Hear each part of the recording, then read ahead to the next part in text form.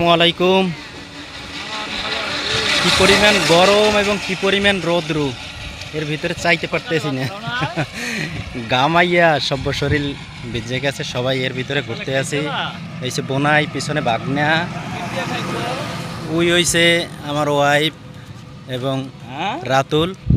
ওই সামনে যারা যাইতে আছে ছোট বোনাই, বড় বোনাই, বাগনা, সবাই মিললে একটু ঘুরতে বের হয়েছিলাম এই রোদের ভিতরে।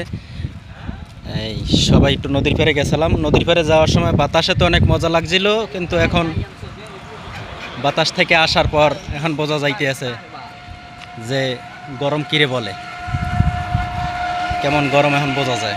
গরমে সবাই ঘামাইয়া, রোদ্রে সবাই ভিজে গেছে। এই কি পরিমাণ রোদ্র, অনেক রোদ্রের তাপ। এই যে ম্যাডামে আজকে রৌদে মরিচ শুকাইতে, হে রৌদে মরিচটা শুকাইতে পারলে না। এই যে আমার লগে একটা ছাগলও আছে, ওই যে ছাগল যাইতে আছে, গাড়ি আসবে। এই সবাই আমাদের ঠান্ডা ঠান্ডা খাইয়ে, চাটা খাইয়া বাসার দিকে যাইতে আছি।